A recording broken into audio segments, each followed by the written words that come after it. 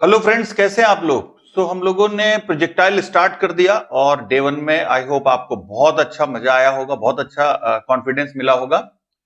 With the help of animation कितना easy हो जाता है, जो चैप्टर इतना कॉम्प्लेक्स माना जाता है, लेकिन with the help of animation you can enjoy it, right. अभी तक हम लोगों ने चैप्टर की डेप्थ में जाना स्टार्ट जस्ट किया ही है। आइए देखते हैं उसमें डे टू में और सारे कॉन्सेप्ट देखेंगे प्रोजेक्टाइल से रिलेटेड। प्रोजेक्टाइल से रिलेटेड सबसे पहले जो आपके स्कूल में भी बताया जाता है, प्रूव करने को भी आता है ये आपके। दैट इज ट्रेजेक्ट्री या पाथ के बारे में, path of projectile. Trajectory path को ही बोलते हैं, टेक्निकल वर्ड है। प्रोजेक्टाइल का पाथ कैसा होगा। अब देखने में ऐसा लग रहा है शायद ये सेमी सर्कल तो नहीं है, या और कोई स्ट्रक्चर का शेप तो नहीं है। इसके लिए हमको इसके पाथ के लिए इक्वेशन सॉर्ट आउट करना पड़ता है।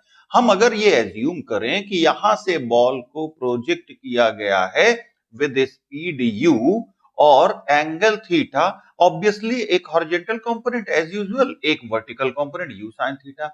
फिर हम एज्यूम करते हैं कि किसी मोमेंट पे बॉल यहां था। अब किसी मोमेंट पे बॉल यहां था, उस टाइम पे हॉरिजॉन्टली इसका डिस्प्लेसमेंट x हुआ था, मतलब यहां से कह दें कि ये डिस्प्लेसमेंट x हुआ था और वर्टिकली इस समय पे y हुआ था। x और y अननोन है, तो इस टाइम पे इसके कोऑर्डिनेट क्या होंगे, पहले x है कॉमा y।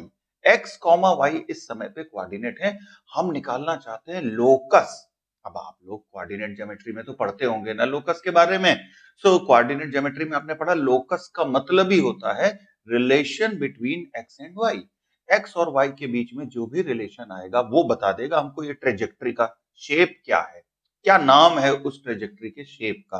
तो ये कैलकुलेट करने के लिए सबसे पहले हम देखें initial velocity u sin theta से किसी बॉल को प्रोजेक्ट किया गया है, अपवर्ड ग्रेविटी डाउनवर्ड है, और उस टाइम पे कुछ टाइम पे t equal to t time पे इक्वल टू 0 पे मान लेते हैं भाई इसको प्रोजेक्ट किया गया, t equal to t time पे इसके कोऑर्डिनेट x कॉमा y है।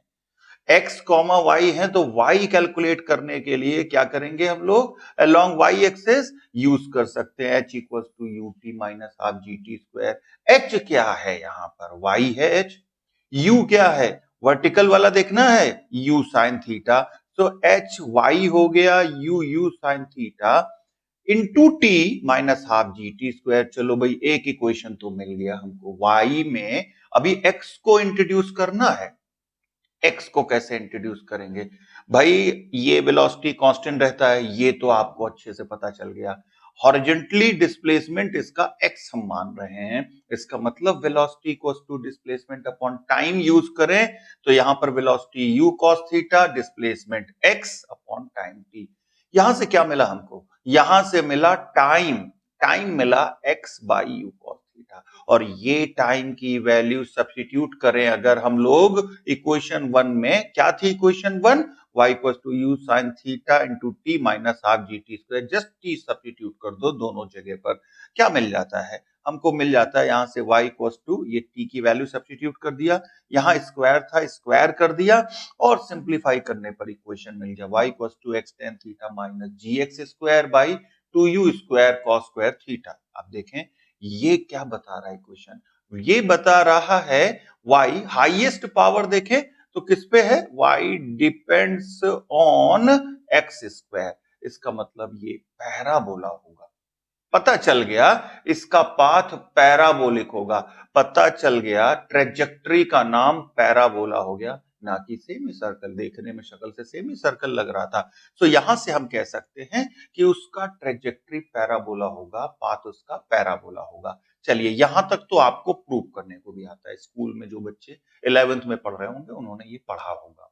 अब इसके और जो मॉडिफाइड फॉर्म है जो हमको काम आएंगे न्यूमेरिकल में, ये तो आपके स्कूल के जो न्यूमेरिकल है वहां पर काम आ सकता है, और इसके मॉडिफाइड फॉर्म्स को देखा जाए, क्या है मॉडिफाइड फॉर्म, देखिए अदर फॉर्म ऑफ ट्रेजेक्ट्री, जो इक्वेशन है ट्रेजेक्ट्री का उसका देखें तो सबसे पहले y equal to x tan theta, कोई दिक्कत नहीं, G x square by two you square cos square theta को, जो one by cos square theta था, सेक स्क्वायर थीटा लिख लिया, और इसको लिख सकते हैं one plus ten square theta, किसको, सेक स्क्वायर थीटा को। चलो एक और फॉर्म आ गया, और बड़ा इंटरेस्टिंग फॉर्म है। आप लोग तो क्वाड्रेटिक इक्वेशन पढ़े होंगे, यहां पर आप देखो x में क्वाड्रेटिक बन रहा है ना, x में क्वाड्रेटिक, tan थीटा में भी क्वाड्रेटिक बन रहा है, इसका मतलब there will be always two value of theta, जिसके लिए हम x और y को आपस में कनेक्ट कर सकते हैं। x की दो वैल्यूज तो होंगी, थीटा की भी होंगी, और डिस्क्रिमिनेंट ग्रेटर देन और equal to 0 for real root,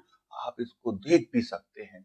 सो ये एक फॉर्म हो गया। चलो इसके और फॉर्म देखने हैं तो हम इसमें और मैनिपुलेशन करेंगे। क्या मैनिपुलेशन करेंगे?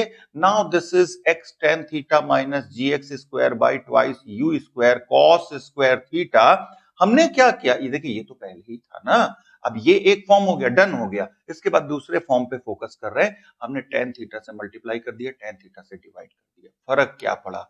फर्क ये पड़ा, अब x tan theta minus g x square tan theta, अब जरा यहां देखो 2u square cos square theta, tan theta को लिख लिया sin theta by cos theta, और ये cos थीटा कैंसिल हो जाएगा। इसका मतलब हमारे को रिजल्ट मिल गया x tan theta minus g x square tan theta by u square sin 2 theta.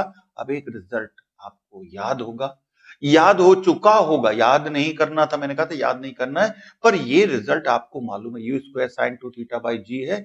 चलिए यहां सब्स्टिट्यूट करें, अगर सब्स्टिट्यूट करेंगे ये $1 मिलियन आपको, ये फॉर्मूला बहुत इंपॉर्टेंट है। जितने अभी तक हम लोगों ने फॉर्मूले प्रोजेक्टाइल में पढ़े, सबसे ज्यादा इंपॉर्टेंट ये फॉर्मूला है। जेई मेंस में इस फॉर्मूले पे बेस कितने क्वेश्चन आए आप इमेजिन भी नहीं कर सकते। जेई एडवांस में भी कई बार चीकी क्वेश्चन उन्होंने इस पे दिए हैं। ये फॉर्मूला सबसे ज्यादा तक जो हम लोग इस चैप्टर में पढ़ के आए हैं, ये फॉर्मूला देखिए, अभी तक हमने नहीं कहा आपसे कोई फॉर्मूला याद करिए, इस फॉर्मूले को मैं कहता हूं। क्यों याद करने की बात क्यों कह रहा हूं? क्योंकि यहां तक पहुंचने के लिए आपका दिमाग ठंडा होगा, काफी मैनिपुलेशन करनी पड़ी, तो क्यों ना एक रिजल्ट इसको याद रखें। और ये हमारा लक फैक्टर है, अगर हमको इस पे क्वेश्चन मिल गया मेंस में या एडवांस में, तो यकीन मानिए हम 1 मिनट के अंदर इसको विद इन 30 सेकेंड हम इसको बहुत आराम से टैकल कर सकते हैं। सो एक्स कोई भी वैल्यू हो सकती है, ध्यान रखिएगा। एक्स मिडिल में कोई भी r/2 r/3 r/10 what ever, x coordinate याद है ना आपको। यहां पर r कैपिटल R क्या है? रेंज है, और y भी कोई भी वैल्यू हो सकती है। तो ये फॉर्मूला किसको कनेक्ट कर रहा है? ये फॉर्मूला कनेक्ट कर रहा है, बहुत इंटरेस्टिंग केस है। यहां पर रेंज r है, किसी भी पॉइंट पे x कोऑर्डिनेट ये हो गया, y कोऑर्डिनेट ये हो गया, x कॉमा y और r को कनेक्ट कर रहा है। इतना वैल्यूएबल रिजल्ट है ये। So y equals to x tan theta in bracket 1 minus x by r। Exclusive questions में यूज होता है, जब क्वेश्चन फंस जाता है तब इसका यूज होता है। सो फ्रेंड्स, ये तो हम लोगों ने देख लिया, ठीक है, आपका स्कूल लेवल तक का ऑलमोस्ट प्रोजेक्टाइल खत्म हो गया। अब हम इसके आगे बढ़ते हैं। जैसे हमने कहा था कि initial point final point same level पर होंगे तो हम वो रिजल्ट यूज कर सकेंगे, नहीं तो नहीं कर पाएंगे। फिर हमने कहा था फिर क्या करेंगे, बिल्कुल सही है, फिर क्या करेंगे, उसी के कॉन्सेप्ट देखते हैं। सबसे पहले projectile motion when initial point and final point are at different level, यही तो आपके लिए था वहां पर चैलेंज कि हमारे पास फॉर्मूले ही नहीं, हम क्या करेंगे, क्या करेंगे। चलिए देखते हैं। एक बॉल है, उसको अगर हम u वेलोसिटी से प्रोजेक्ट कर दें, तो यहां पर अगर हॉरिजॉन्टल प्रोजेक्शन करें, देखें आप, u sin theta vertical mirror में आता है और u cos theta horizontal mirror में आता है। x सपोज ये हॉरिजॉन्टली देख लेते हैं और वर्टिकल हाइट h है। अगर इसको जस्ट हॉरिजॉन्टल हम प्रोजेक्ट करते हैं, ये कहा जाता है हॉरिजॉन्टल प्रोजेक्शन या हॉरिजॉन्टली प्रोजेक्ट किया है, तो क्या आप बता सकते हैं एंगल ऑफ प्रोजेक्शन क्या होगा? जरा सोच के देखो भाई, यहां पर ऐसे प्रोजेक्ट करोगे तो आपको कुछ ना कुछ थीटा यहां देना पड़ेगा, ऐसे करोगे तो थीटा बढ़ाना पड़ेगा, ऐसे करोगे थीटा कम करना पड़ेगा, और जब ऐसे कर दोगे तो थीटा तो जीरो ही हो जाएगा ना। थीटा जीरो हो जाएगा, इसी को बोलते हैं स्ट्रेट हॉरिजॉन्टल प्रोजेक्शन। अब जब थीटा जीरो हो जाएगा तो इंटरेस्टिंग है ना, साइन जीरो की वैल्यू जीरो होती है। इट मींस वर्टिकल मिरर में आप देखोगे तो वर्टिकल मिरर में it will be u sine zero, और ये वैल्यू हो जाएगी zero. h no problem, g downward direction में है। मतलब क्या हो गया, ये जरा 1D मोशन का याद करो, जस्ट एक बॉल को ड्रॉप कर रहे हैं, ड्रॉप कर रहे हैं अगर, तो h equals to ut plus half gt square, u तो खत्म हो गया। इसका मीनिंग है यहां पर h equal to half gt square आया। h equal to half gt square आया तो टाइम तो हमको मिल गया, कितना, √2h/g, और ये टाइम वो टाइम ऑफ फ्लाइट वाला फॉर्मूला नहीं है, उससे डिफरेंस है। तो √2h/g टाइम आ रहा है। ये वो टाइम है जब ये बॉल स्ट्राइक करेगा ग्राउंड को स्ट्राइक करने में इतना टाइम लगेगा। मतलब हम टाइम ऑफ लाइट कह सकते हैं इसको, ये टाइम ऑफ लाइट होगा। अब जरा एक बात देखो आप, क्या टाइम ऑफ लाइट उसके इनिशियल वेलोसिटी पे डिपेंड कर रहा है? नहीं कर रहा है। इनिशियल वेलोसिटी पे डिपेंड नहीं कर रहा है। बात समझिए इसको। This is in this particular case independent of you. क्या टाइम ऑफ फ्लाइट मास पे डिपेंड कर रहा है? एयर रेजिस्टेंस कंसीडर नहीं कर रहे, बात ध्यान दीजिएगा। It is independent of mass भी, मास से भी कोई फर्क नहीं पड़ता। अब यू पे डिपेंड नहीं कर रहा है, एम पे डिपेंड नहीं कर रहा है, तो डिपेंड किस पे कर रहा है? सिर्फ एच पे डिपेंड कर रहा है। एच नहीं बदलोगे तो ये टाइम नहीं बदलेगा। इसी का एक इंटरेस्टिंग पजल टाइप का है। इसमें क्या है, यहां पर पहले हॉरिजॉन्टल मिरर में देखें। हॉरिजॉन्टल मिरर में एक u cos थीटा वेलोसिटी है, हॉरिजॉन्टल डिस्प्लेसमेंट x है। टाइम हम निकाल चुके हैं कि भाई टाइम √2h/g है। इसका मतलब है velocity equals to displacement upon time. तो यूज करो u cos theta equals to x/t। अब t की वैल्यू, पहले तो थीटा कितना होगा जब हॉरिजॉन्टल प्रोजेक्शन है? बिल्कुल सही, u cos 0 and that means u।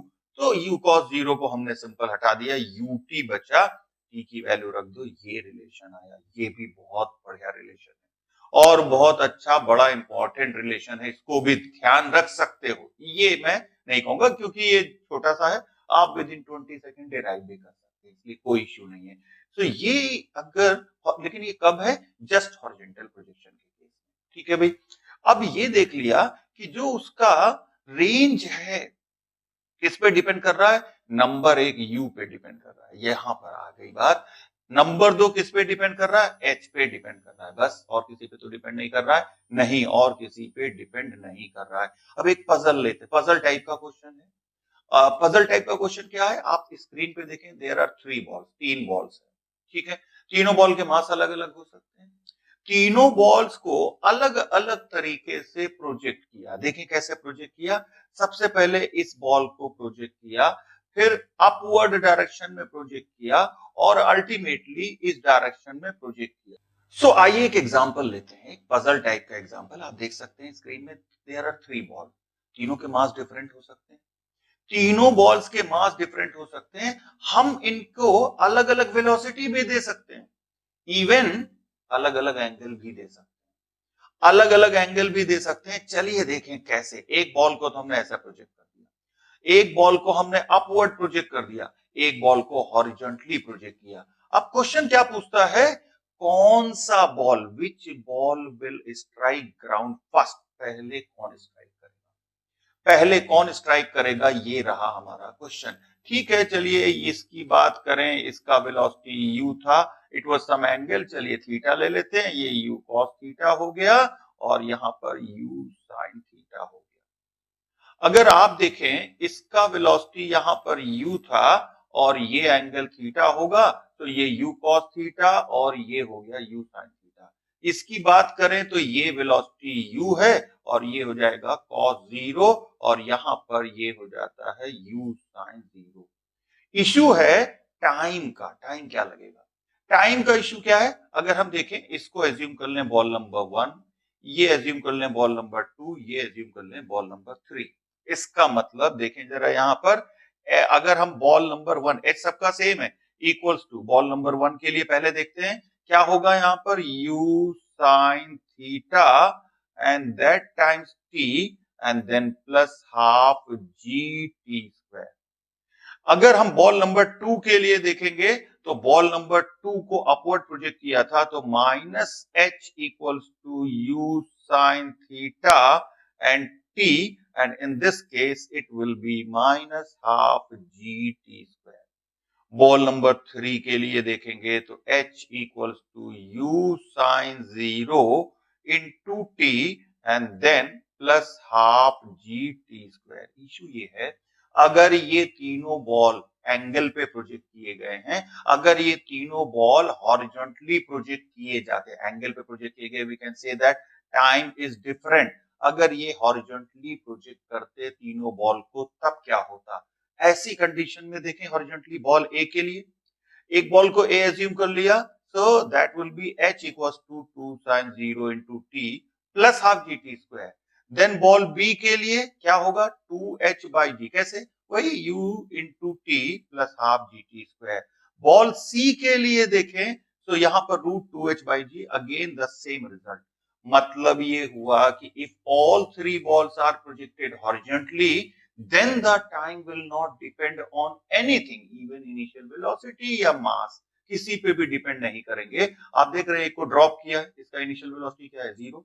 एक को 20 मीटर पर सेकंड से, एक को लेट अस एज्यूम हम कुछ ले लेते हैं 100 मीटर पर सेकंड से, आप एज्यूम कर लो, कोई फर्क नहीं पड़ता। सो यहां पर अगर आप देखें तो ऑल थ्री बॉल्स के लिए टाइम, इसके लिए रूट 2h by g, इसके लिए रूट 2h by g, इसके लिए root 2h by g, and that means all three balls will strike the ground simultaneously if they will projected in horizontal direction. So all three balls will strike the ground. तब correct answer क्या हो गया हमारा? D. अब एक example लेना चाहते हैं, इसी पे बेस है ये एग्जांपल। देखिए क्या कहता है, a jet fighter plane is flying at constant speed 360 kilometre per hour. Jet fighter plane है, वो हॉरिजॉन्टल डायरेक्शन में मूव कर रहा है। फिर क्या कहता है, स्पीड उसका गिवन है, jet plane is moving horizontally at a height of 20 kilometre from the earth surface. ठीक है भाई, जेट फाइटर प्लेन ग्राउंड से 20 किलोमीटर ऊपर है, ऊंचाई पर है, ठीक है। Jet release a bomb to hit a target on the ground, उसने एक बॉम्ब को रिलीज किया, ठीक है। How much horizontal gap before jet will release the bomb, horizontally कितना पहले बॉम्ब को रिलीज करेगा, पहली बात ये हो गई। ये हमारे पहला केस हो गया। अब ये एक इंपॉर्टेंट केस है, यहां पर बॉल जैसे आप देख सकते हैं ये जेट फाइटर प्लेन है और ये हॉरिजॉन्टली ट्रेवल करेगा, इसके अंदर बॉम्ब होगा, इसके अंदर बॉम्ब है। तो अगर ये फाइटर प्लेन सपोज किसी यू स्पीड से ट्रेवल कर रहा है, तो इसके अंदर रखा हुआ बॉम्ब भी तो यू स्पीड से ही ट्रेवल कर रहा है ना। अभी तो फिलहाल दोनों का स्पीड सेम है। इशू ये है, क्वेश्चन में पूछ रहा है इसका हाइट भी दिया हुआ है, ये कितनी हाइट पर फ्लाई कर रहा है, और एज्यूम कर लेते हैं ये टारगेट है, इसको इस टारगेट को हिट करना है, डिस्ट्रॉय करना है, इस टारगेट को हिट करना है। इसके लिए हमको ये चाहिए कि ये कितना पहले, अब जो हमारा पायलट होगा उसको तो डिसीजन लेना होगा ना, कैलकुलेशन करना होगा, इतना पहले बॉम्ब को ड्रॉप कर दे, टारगेट हिट हो जाएगा। सो कितना पहले ये बॉम्ब को ड्रॉप करे, इंटरेस्टिंग केस है, जरा समझने की कोशिश करते हैं। अब यहां पर क्योंकि जेट प्लेन हो सकता है आपने ना देखा हो, या जेट प्लेन को किसी टारगेट को स्ट्राइक करते हुए ना देखा हो, ये तो वार टाइम पे होता है। तो इसके लिए चलिए एक एनिमेशन की हेल्प लेते हैं, वहां पर आपको अच्छे से इमेजिन हो जाएगा, फिर हम इस कॉन्सेप्ट को और आगे बढ़ाएंगे। तो यहाँ पर आप देख सकते हैं, यहाँ पर उसने बॉम्ब ड्रॉप किया, बॉम्ब आके स्ट्राइक कर दिया, जस्ट ड्रॉप किया, नॉट थ्रोइंग। अब बॉम्ब के पास भी वही वेलोसिटी था और जो फाइटर प्लेन के पास वेलोसिटी है, मतलब 360 किलोमीटर पर आवर इसके पास भी था, 20 किलोमीटर हाइट पे इसको ड्रॉप किया है, और फाइटर प्लेन के पास भी स्पीड यू था। क्या बता सकते हैं इसका यू स्पीड? ये भी 360 किलोमीटर पर आवर ही तो होगा, और हॉरिजॉन्टल चल रहा था, हॉरिजॉन्टल चल रहा था, इट मींस हम कह सकते हैं वर्टिकल डायरेक्शन में क्या होगा? u sin 0। हॉरिजॉन्टल डायरेक्शन में क्या होगा? u cos 0। हमारे लिए क्वेश्चन है x, x कैलकुलेट करना है। हम लोगों ने एक रिलेशन देखा है अभी, क्या रिलेशन था हमारे पास? हम लोग रिलेशन डायरेक्टली देख चुके हैं, x equals to u root of 2h by g, कुछ भी नहीं करना है। और यही काम वो जेट फाइटर प्लेन का पायलट करेगा, उसको अपनी स्पीड मालूम होगी, उसको अपनी हाइट भी मालूम होगी कि वो ग्राउंड से कितनी हाइट पर फ्लाई कर रहा है, और यहां से वो कैलकुलेट कर सकता है u 360 kilometre per our given है, 5/18 कर दिया, मीटर पर सेकंड में कन्वर्ट कर लिया, हाइट 20 किलोमीटर पे था तो 20 इंटू 10 पावर 3 हो गया, और सॉल्व किया तो यहां पर आ गया 2000 इंटू रूट 10 मीटर। इतना पहले वो बॉम्ब को ड्रॉप कर देगा। देखिए कितना इंटरेस्टिंग क्वेश्चन था, दो चीजों ने बहुत सिंपल बना दिया। नंबर एक एनिमेशन, आप इमेजिन कर सकते हैं। और अभी ये मत सोचिए, अभी इस केस के एप्लीकेशन और भी हैं आगे, हम लोग देखेंगे अभी। और नंबर 2, ये जो कॉम्पैक्ट रिजल्ट था, इसने आपको समझा दिया। हॉरिजॉन्टल प्रोजेक्शन, तुरंत ये रिजल्ट आप वहां पे लगा सकते हैं। ठीक है भाई, चलिए ये तो हो गया। सो हम लोगों ने ये देखा वहां पर क्वेश्चन क्या है, सपोज ये एक जेट फाइटर प्लेन है और ये एच हाइट पे फ्लाई कर रहा है। यहां पर ये कोई टारगेट है जिसको डिस्ट्रॉय करना था। फाइटर प्लेन का कुछ यू स्पीड होगा, नो डाउट। इसने अगर इस एच हाइट पर एक बॉम्ब ड्रॉप किया है तो बॉम्ब आकर यहां पर ऐसे हिट करेगा टारगेट। क्वेश्चन क्या है, बॉम्ब के पास भी स्पीड यू होगा। अब बताना ये है कि जब ये बॉम्ब जिस मोमेंट पे इसको हिट कर रहा होगा और तब तक अगर ये फाइटर प्लेन अपना मैग्नीट्यूड ना चेंज करे, मतलब अपनी स्पीड को ना चेंज करे, ना ही डायरेक्शन को चेंज करे, तो क्वेश्चन ये है कि उस मोमेंट पर जब ये बॉम्ब इस टारगेट को हिट कर रहा होगा, ये फाइटर प्लेन कहां होगा? इस सिचुएशन पे होगा, यानी इसके जस्ट वर्टिकल लाइन के पहले होगा, या इसके जस्ट ऊपर होगा, या इसके जस्ट आगे होगा। 2-3 ऑप्शन हो गए हमारे पास, ए, बी और सी। अब सोच के बताओ आप लोग, कहां पर होगा उस टाइम पे जेट फाइटर प्लेन, जिस मोमेंट पर ये बॉम्ब इसको हिट करेगा और जेट फाइटर प्लेन अपनी स्पीड में कोई चेंज नहीं लाएगा। कहां पर होगा इसके लिए? अच्छा, कुछ लोग कह रहे होंगे ए पे होगा, कुछ लोग कह रहे होंगे सी पे होगा, भाग जाएगा वो आगे। काफी लोग, शायद मेजॉरिटी आप में से सोच रहे होंगे सी पे होगा, पर बी पे भी कुछ लोग कह रहे हैं कि नहीं कह रहे हैं? बी पे कह रहे होंगे कुछ लोग, अगर एनिमेशन जिन्होंने ध्यान से देखा होगा वो शायद कह रहे होंगे कि नहीं बी पे होगा। फैक्ट यही है, वो बी पे होगा। कैसे? देखें, अगर हम जेट प्लेन की बात करें तो जेट फाइटर प्लेन का हॉरिजॉन्टल डिस्प्लेसमेंट एक्स जे ले लें। क्या था वेलोसिटी? यू।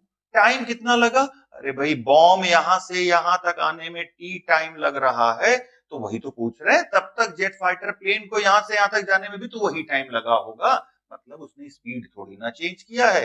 तो इसका मीनिंग है, और हॉरिजॉन्टल स्पीड तो चेंज होता नहीं है प्रोजेक्टाइल पाथ में, ये तो कांस्टेंट रहेगा। इसका मतलब इसका डिस्प्लेसमेंट यूटी होगा। और अगर हम बॉम्ब का डिस्प्लेसमेंट देखें तो बॉम्ब का डिस्प्लेसमेंट यहां पर उसका वेलोसिटी क्या है? यू। एंगल क्या है? हॉरिजॉन्टल, यू cos 0 और दिस मल्टीप्लाइड बाय टी। इसका मतलब ये भी यूटी हो गया। इसका मतलब बॉम्ब और जेट फाइटर प्लेन दोनों वर्टिकली एक ही डिस्टेंस ट्रेवल करेंगे उस ड्यूरेशन में, तो 100% ये जेट फाइटर प्लेन ऊपर ही होगा। और ये आप अगर एनिमेशन ध्यान से देखें उसमें भी देख सकते हैं। चलिए हम लोग देखेंगे अभी उसको ध्यान से। यहां पर एक और पॉइंट बताते हैं। अगर सपोज ये इवेंट हो गया, हम कहते हैं ये जेट फाइटर प्लेन था, एच हाइट पे फ्लाई कर रहा था। इशू ये है, बॉम्ब ड्रॉप किया इसने, चलिए ये टारगेट हो गया, टारगेट को बॉम्ब ने हिट कर दिया। उसके बाद ये बाहर भागने के चक्कर में इसने यू तो नहीं चेंज किया, एंगल चेंज कर दिया कुछ थीटा। अब क्या होगा?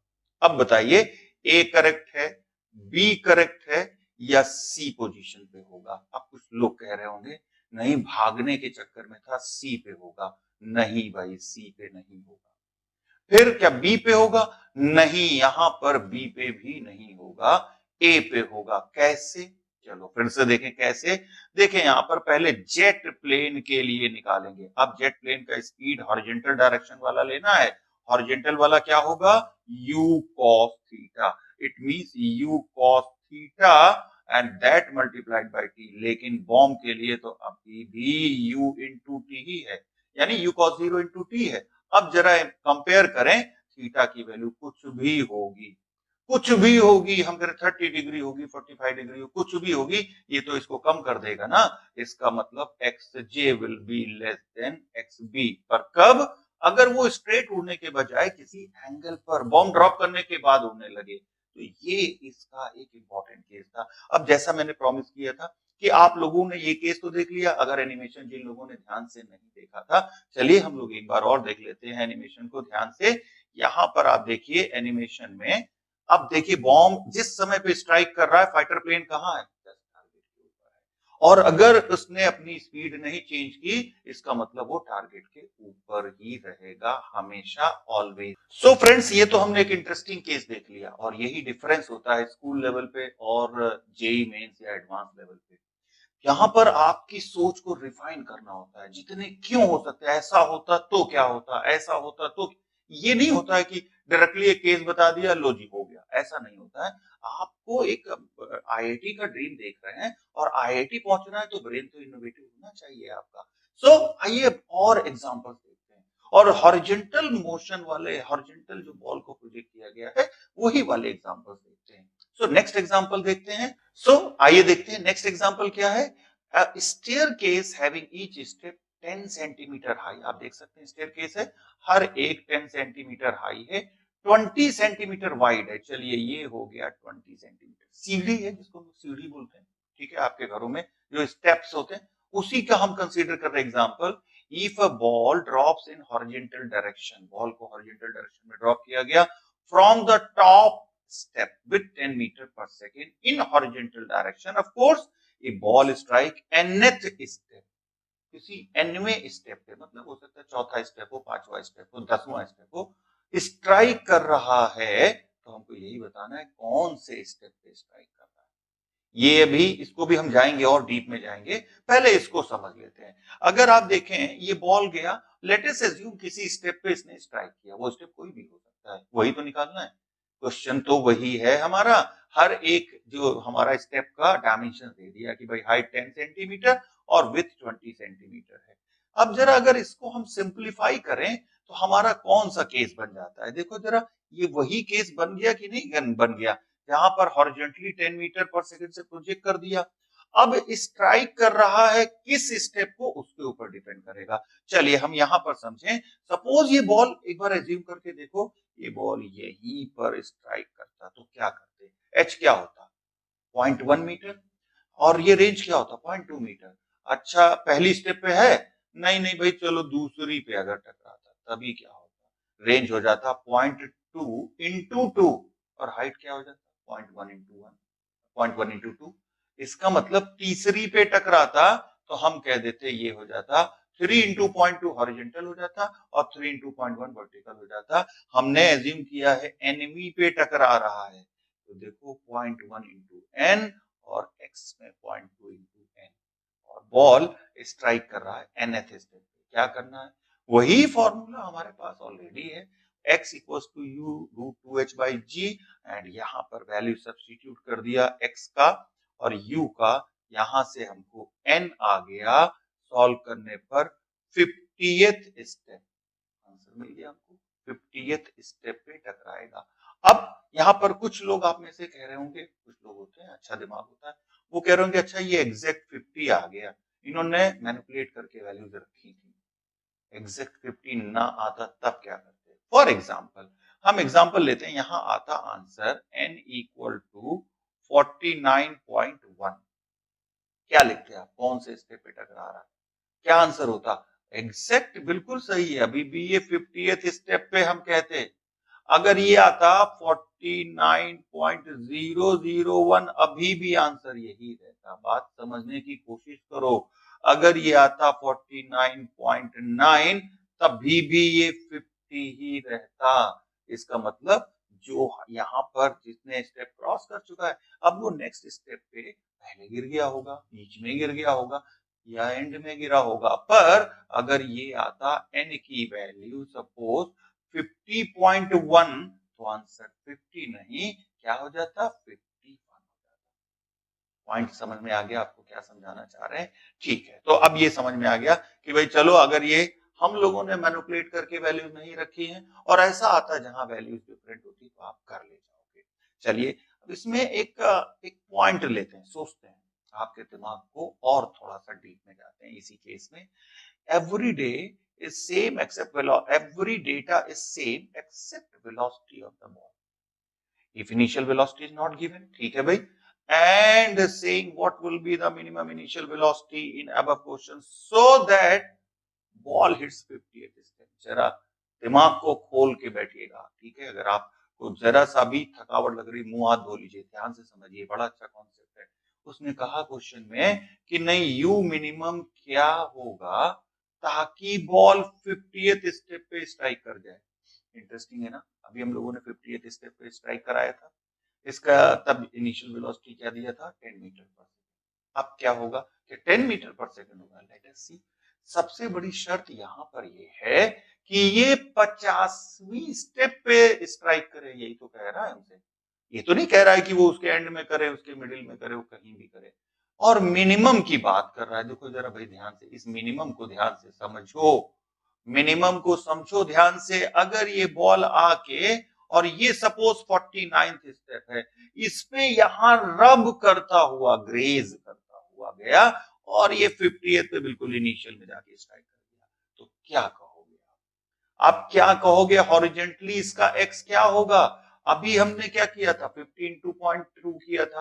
अब हॉरिजेंटली क्या कहोगे? नहीं, 49 इंटू 0.2। अगर ये पॉइंट समझ में आ गया आपको तो ठीक है, आगे बढ़िएगा। नहीं समझ में आया, 2-3 मिनट के लिए रिवाइंड करिए, फिर से समझिए, दिमाग पे जोर डालो। यहां पर हॉरिजॉन्टली मिनिमम पूछा है उसने, इस मिनिमम में सारे क्वेश्चन को बदल दिया। देखिए फिजिक्स क्या गेम, सब डेटा वही एज इट इज वही है, एक शब्द लगा दिया MIN मिनिमम, बस क्वेश्चन बदल गया। यही होता है फिजिक्स। आपको कॉमा, इन्वर्टेड कॉमा से भी क्वेश्चन बदल जाते हैं, हम लोग देखेंगे आगे ऐसे में। तो यहां पर मिनिमम लगाया, क्वेश्चन चेंज हो गया और आपको समझ में आ गया कि अब हॉरिजॉन्टल रेंज में हम एक स्टेप हमको छोड़ना पड़ेगा, क्योंकि वो इसको ग्रेस करके स्ट्राइक किया है। 49th स्टेप अगर इसको मान लें तो ये 49 को ग्रेस किया है, रब किया है। इट मींस फॉर्मूला तो हमारा लग जाएगा अभी भी, लेकिन ये होगा now it is 49 into 0.2 metre. H भी हम लोग 49 इंटू 0.1 ले लेते हैं। सो यहां से अब कुछ लोग कहेंगे नहीं गिरा यहां पर है, अरे भाई अप्रोक्सीमेशन कैलकुलेशन ज्यादा हो जाएगा। वो आप कर सकते थे, योर हैंड आपके हाथ में है, आप कर सकते थे, लेकिन कैलकुलेशन ज्यादा हो जाएगा और हमने मान लिया कि ये यहाँ पे हिट कर गया, ऐसा मान लिया। ठीक है, so x equals to u root 2h by g, और यहां पर सॉल्व किया हमने तो u की वैल्यू आ गई 7 root 2 metre per second. Obviously ये डिफरेंट है ना, वहां पर 10 मीटर पर सेकंड दिया था, ये 7 रूट 2 मीटर पर सेकंड है, इट्स डिफरेंट। और ये इसका मिनिमम वेलोसिटी हो गया। So this one is the minimum velocity 7 root 2 metre per second. ध्यान रखिएगा, मिनिमम वेलोसिटी की वजह से ये क्वेश्चन बदल गया। तो ये इंटरेस्टिंग केस था, आपको मजा आया होगा। सो यहां तक आप लोगों ने देख लिया। अब हम बिल्कुल डीप में जा रहे हैं और काफी हद तक डीप में पहुंच चुके हैं, ये आपको फील हो गया होगा, और मेंटल वर्क थोड़ा सा ज्यादा रिक्वायर्ड होगा। तो इसलिए हम रिलेटिवली डेज को लंबा नहीं कर रहे हैं, ताकि आप रिफ्रेश फील करें, आप एक डे फिनिश करें। ये नहीं कि आप कंटिन्यूअसली बहुत देर तक, क्योंकि यहाँ पर ये अब जेई मेंस के ऊपर जा रहा है चैप्टर, जेई एडवांस पे हम लोग एंटर कर रहे हैं। अभी तक हम लोगों ने जो केसेस देख लिए, इंपॉर्टेंट केसेस थे, इंटरेस्टिंग थे, आपको मजा भी आया होगा। अब हम लोग नेक्स्ट डे में देखेंगे और क्रूशियल, जब किसी एंगल पे बॉल को प्रोजेक्ट करेंगे, किसी हाइट से इंक्लाइन पे प्रोजेक्ट करेंगे, इवन डबल इंक्लाइन भी देखेंगे। सो उसके लिए भी मेंटली फ्रेश रहना है। एक ही दिन में आपको 3-4 डे नहीं करने हैं, अनटिल अनलेस आप अगर कुछ स्पेशल जीनियस है, then it's other thing. Otherwise आपको एटलीस्ट, अगर मॉर्निंग में एक डे करते हैं, ट्राई करिए, पहले आप उस पे उसको एक बार सोचिए, उसके बाद आप सेकेंड सेम इवनिंग में कर सकते हैं। कंटिन्यूअसली 2-3 डे करेंगे तो फिर आप कुछ पॉइंट्स छूट जाएंगे आपसे, कुछ पॉइंट्स आप पकड़ नहीं पाएंगे। So friends, this is end of day 2 projectile motion. Next day में हम लोग और इंक्लिनेशन या इंक्लाइन पे प्रोजेक्टाइल कोलिजन वगैरह केस देखेंगे।